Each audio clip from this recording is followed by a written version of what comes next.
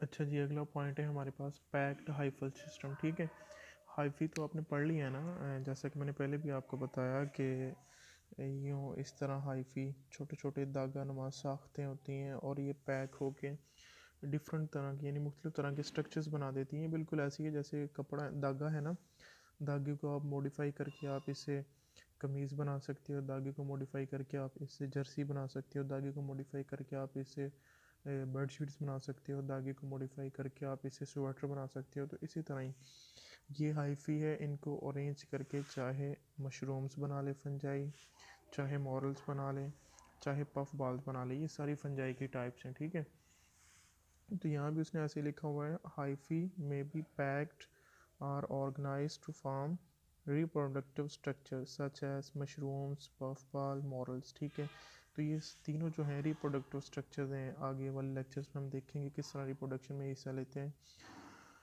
ये hyphae arrange हुए तो मशरूम्स बन गए, हाइफी अरेंज हुए तो मॉरल्स बन गए, हाफी अरेंज हुए तो पफ बॉल बन गए ये। ठीक है, अच्छा जी, और इसके अलावा आखिरी की बात बता रहा है कि yeast is non hyphal fungi. Yeast एक ऐसी इनकी क्लास है जो कि नॉन हाइफल होती है। ठीक है, वो एक एक्सेप्शनल केस है, इसको आगे जाके देखेंगे। उसके बाद है haploid. All the fungus hyphae are haploid. ये सारे जितने भी हाइफी हैं ये हप्लाइड होते हैं यानी वन एन होते हैं। सिर्फ एक्सेप्ट कह रहा है कि ट्रांजिस्ट जाइगोट, ट्रांजिस्ट कहते हैं यानी फ़ौरन ही जब जाइगोट बनना होता है, जाइगोट के बनने के दौरान कह रहा है कि फॉर्म डिवाइडिंग सेक्सुअल रिप्रोडक्शन। तो ये सिर्फ तब जो है ये डिप्लॉयड होते हैं, मीन जब ये जाइगोट बनता है। अप्लाइड एक से अप्लाइड दूसरे इंडिविजुअल से आते हैं, सेक्सुअल रिप्रोडक्शन होने ना फ्यूजन ऑफ टू इंडिविजुअल। तो यानी वन एन एक तरफ से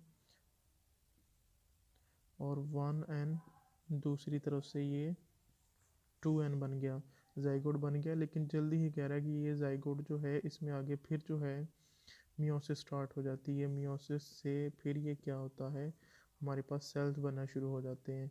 तो हर आगे वाले सेल्स में ये one n one n one n चलता है। ठीक है, तो ये ध्यान में रखना है कि ये जितने भी हाइफी हैं ये सारे अप्लाइड होते हैं। डिप्लाइड कब होंगे, सिर्फ जब इनका जाइगोट बनेगा, क्योंकि जब जाइगोट बन गया, जाइगोट से आगे जब फिर हाइफी बनेंगे वो भी क्या होंगे, वन एन होंगे। क्योंकि आगे फिर मियोसिस स्टार्ट हो जाती है, मियोसिस के अंदर रिडक्शन डिवीज़न स्टार्ट हो जाती है। आगे रिप्रोडक्शन है उसमें बहुत ही डिटेल से फिर इस चीज़ को देखेंगे, स्टडी करेंगे। अच्छा जी, उसके बाद है एक आर्मलेरिया, येलो बॉक्स बना हुआ है साइड में, इंटरेस्टिंग है। अ सिंगल माइसीलियम में प्रोड्यूस अप टू 1 किलोमीटर। एक सिंगल माइसीलियम जो है कह रहा है कि 1 किलोमीटर या इससे भी अबव जो है वो प्रोड्यूस कर सकता है माइसीलियम। ये ऐसी फंजाई है जो एक दिन में 1 किलोमीटर से भी ज़्यादा ट्रेवल कर सकती है। 1 किलोमीटर इन 1 डे। तो हैरान कुन बात है कि यानी एक दिन के अंदर 1 किलोमीटर तक अपने माइसीलियम को ये फैला सकती है। सर्कुलर क्लोन ऑफ आर्मेलिया, ये कुछ इस तरह होता है, सर्कुलर क्लोन। ठीक है, और ये हाइफी जो है ज़मीन से फिर ये ग्रो करके यहाँ पे मशरूम बन गई, यहाँ पे मशरूम बन गई, यहाँ पे मशरूम बन गई, यहाँ पे मशरूम बन गई। तो इसकी एक तस्वीर है, वो मैं दिखाता हूँ आपको। अच्छा जी, ये आपको एक तस्वीर नज़र आ रही है, इसमें देखें कि बहुत सारी मशरूम ज़मीन से निकली हुई हैं। ठीक है, तो ये ग्रो करते करते करते करते सरफस अर्थ सरफस के ऊपर बहुत ज़्यादा एक्सटेंसिवली ये फैल जाती हैं फंजाई। ठीक है, ये निकलती वहाँ से है जहाँ से नीचे ये सर्कुलर क्लोन होता है। यहाँ पे एक मशरूम निकल आई, यहाँ पे एक मशरूम निकल आई, सर्कुलर कनोल ऐसे ऐसे फैलता चला जाता है ये क्लोन जो है। ये जितना तेज़ी से फैलेगा उतना ही ये मशरूम्स बाहर निकलती जाएंगी। लेकिन ये कह रहा है कि आप पैथोजेनिक, ये है क्या, सर्कुलर क्लोन ऑफ, ये तो हो गया सर्कुलर क्लोन इसका। ये है क्या, आर्मलेरिया आप पैथोजेनिक फंगस, एक पैथोजेनिक फंगस है फ्लिकिंग कॉनिफर्स। ठीक है, जो कॉनिफर्स प्लांट है उनको ये नुकसान पहुंचाता है, यानी ऐसे पौधे जो कॉन्स बनाते हैं, आगे जाके देखेंगे इनको। कॉन्स ये मेल्स भी होती हैं, फीमेल्स भी होती हैं, देखी होगी आपने। Growing up to central focus has been measured up to 15 hectare. इनके ये सेंट्रल फोकस पॉइंट से यानी दूर ये कितना जा सकते हैं, 15 हेक्टर। 1 हेक्टर में कितना होता है, 10,000 ये बन सकता है मेरे ख्याल 10 किलोमीटर स्क्वायर बन सकता है, या इसको 10,000 मीटर स्क्वायर, ये इतना area, could it would be largest organism. तो इसके बारे में ये ख्याल किया जाता है कि ये दुनिया का लार्जेस्ट ऑर्गेनिज्म है। अब देखो कि अगर ये इतना ज़्यादा रैपिडली फैल सकता है तो ये लार्जेस्ट ऑर्गेनिज्म हो सकता है, लेकिन ये नहीं भी हो सकता, क्योंकि अगर देखा जाए तो जो एक वेल मछली है उसकी जो लेंथ है वो 26 किलोमीटर तक, 26 मीटर तक होती है। अब वो देखो कि उसकी बॉडी के जो सेल्स होते हैं बहुत टाइटली पैक्ड होते हैं आपस में।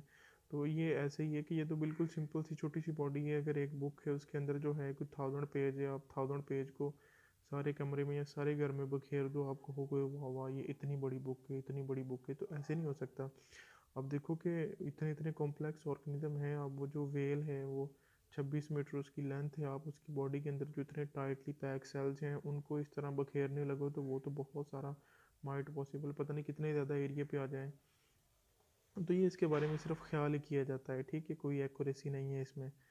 तो बहुत ज़्यादा कॉम्प्लेक्स ऑर्गेनिज्म भी है। अब हमारी बॉडी में अगर मैं आपको एग्जांपल दूं कि जो डीएनए है, वो डीएनए अगर देखा जाए तो वो कितना बड़ा डीएनए है, उसके बारे में भी कहा जा सकता है कि वो चांद पे जाओ, ज़मीन पे आओ, फिर इतने चक्कर लगाओ तो इतना बड़ा डीएनए, ये तो हमारे डीएनए के मुकाबला नहीं कर सकता।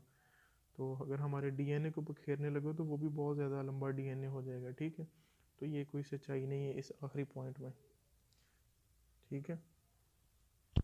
ये आज का आपका लेक्चर था, इसको बहुत अच्छे से तैयार करना है। थैंक यू, अल्लाह हाफिज़।